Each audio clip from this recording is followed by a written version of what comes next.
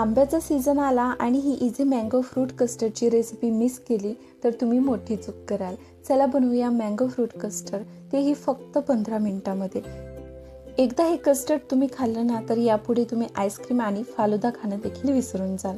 त्यासाठी लागणार आहेत फळं, तर घरामध्ये जे पण उपलब्ध फळं होती ती घेतलेली आहेत। आवर्जून आंबा घेतलेला आहे। आता गॅस ऑन करून एका कढईमध्ये 1 लिटर दूध उकळण्यासाठी ठेवायचं आहे। दुधाला छान उकळी येईल तोपर्यंत आपण एका वाटीमध्ये कस्टर्डची स्लरी तयार करूया।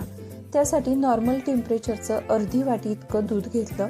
त्यामध्ये कस्टर्ड पावडर घेतलेली आहे व्हॅनिला फ्लेवरची 2 चमचे। तुम्ही मँगो फ्लेवरची देखील कस्टर्ड पावडर घेऊ शकता। एकसंध असं मिक्स करूया मिक्सरच्या मदतीने, जेणेकरून यामध्ये गुठळ्या होणार नाहीत। ही स्लरी तयार झाली। आता उकळत्या दुधामध्ये एका हाताने ही स्लरी ओतायची आणि दुसऱ्या हाताने मिक्सरने मिक्स करायची आहे। एकसंध असं मिक्स केलं।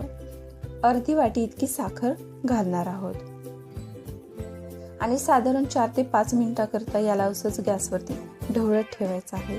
तुम्ही बघू शकता याची कन्सिस्टन्सी वाढलेली आहे, दाटसरपणा आलेला आहे। आता थंड होण्यासाठी एका भांड्यामध्ये काढलं। फळं कट करून घेऊया। तुम्ही यामध्ये बघा तुमच्या आवडीनुसार गोड फळे घालू शकता, आंबट फळे घालायची नाहीत। आंबा भरपूर घाला, पेरू घालू शकता, चिकू घालू शकता। तुम्हाला जी पण फळे आवडतात ना ते घाला। फळे सगळी कट करून घेतली। आता तयार कस्टर्डमध्ये हे घालायचे आहे।